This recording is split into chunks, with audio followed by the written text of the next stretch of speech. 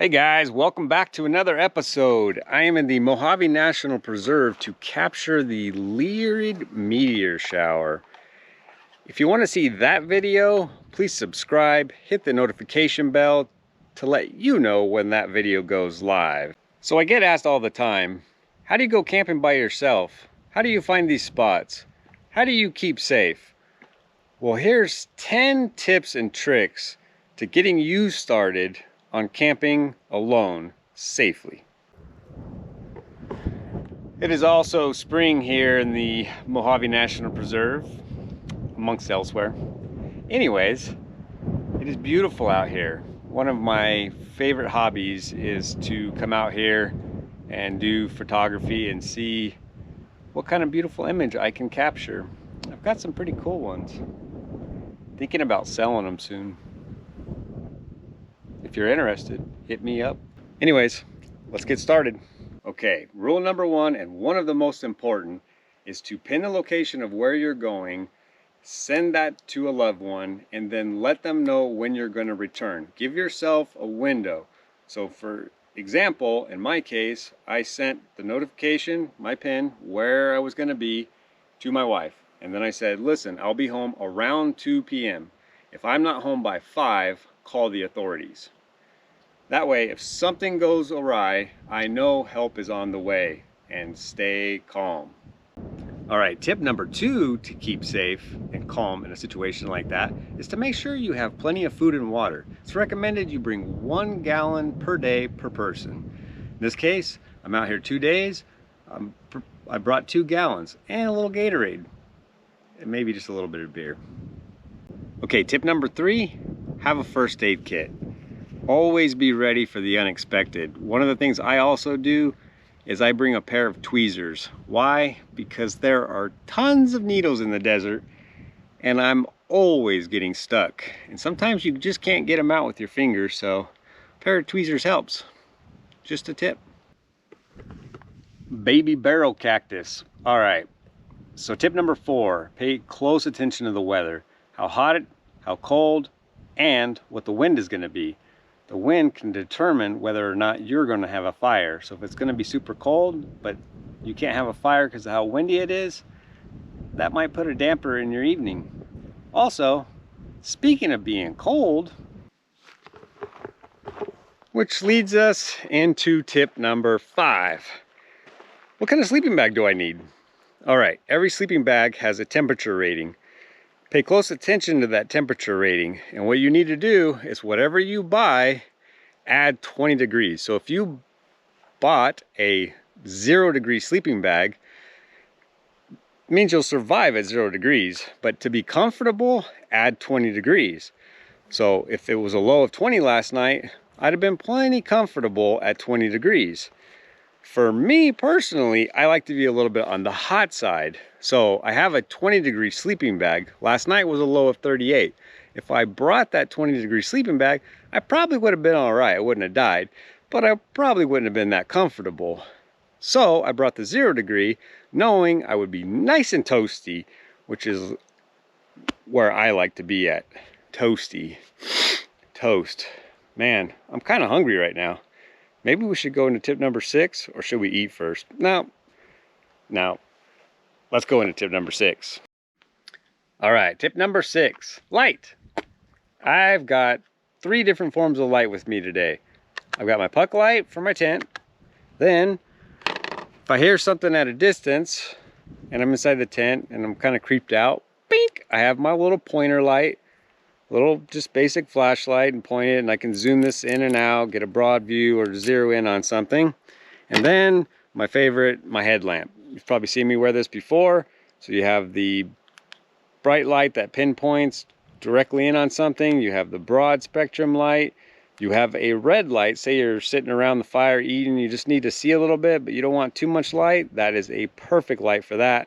And then let's say I'm buried in the mountains and I've got a broken ankle and it's at night and somebody's looking for me, I can put the little flashing red and hopefully they see me and come and get me and I don't die a sad, tragic death. Anyways, so let's carry on to tip number 7.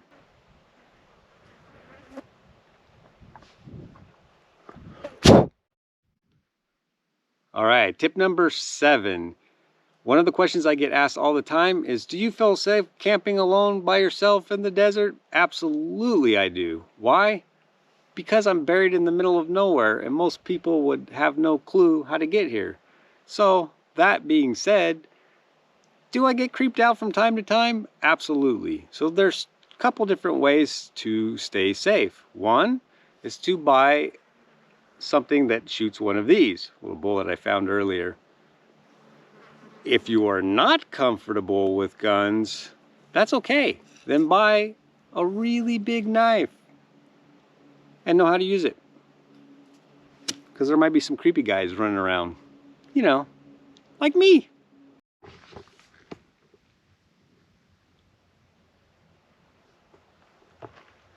I missed it. There was a whistling sound coming, like an electrical whistling sound.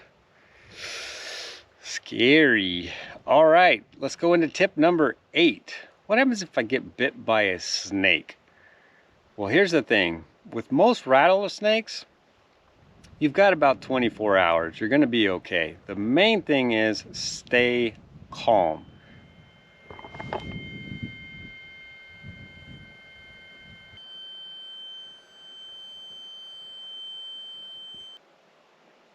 Anybody know what that is? Hit me up in the comment section below. That is weird. It's not even windy out here right now. I don't know if something's relieving pressure or what, but anyways. All right. Tip number 8. What happens if you get bit by a snake? The first thing to do is absolutely stay calm. Most people think if they get bit by, say, a rattlesnake, they're going to die right there. That's not the case. As far as the safety little kits that you can get where you can like suction the venom out, don't waste your time. Don't waste your money. Those things are worthless. The thing to do is stay calm and get the help as soon as possible so that they can treat you and you're going to be just fine. Now, are there some snakes that can get you pretty quick? Absolutely. But for the most part, you're going to be okay. So, one of the things I do personally is I keep track of how far away I am from help. In this case, I'm 14 miles away from the nearest help.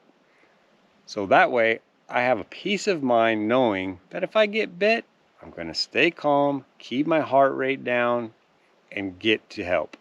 If you get all worked up, you're going to have a heart attack and you're going to die. So don't do that. Just stay calm. It'll be fine. Trust me. Now, for this whistling noise, I don't know. That's a whole different story. Tip number 9. One of the questions I get asked all the time is, how do you find these spots? Well, I have 2 forms of things I do. One, I have the Dirt app.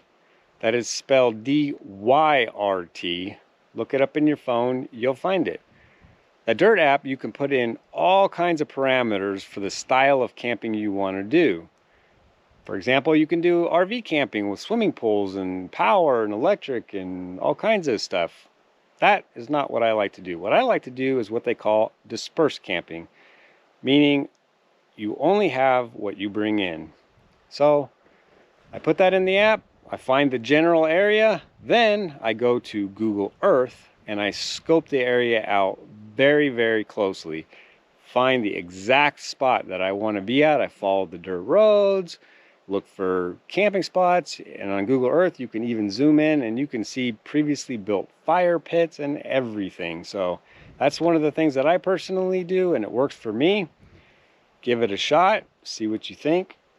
I'm not getting paid by dirt to say that. That is just my personal thing. That's what I like to do. Which brings us to our final tip. Tip number 10. One of the things you'll find is that when you get a sleeping bag and you pull it out of the bag for the first time, your stuff sack, you're going to find that it's rolled up nice and neat. So you just naturally think, well, that's the way I'm going to do it. I'm going to roll it back up and put it in the bag. And then you'll find that it's much more difficult than you thought. So one of the things that most people don't know, you may know it, and if you do, this isn't a good tip for you. But if you don't, this is a good tip. Trust me. So you just take your sleeping bag, start with the end, and start stuffing it in the sack, like so.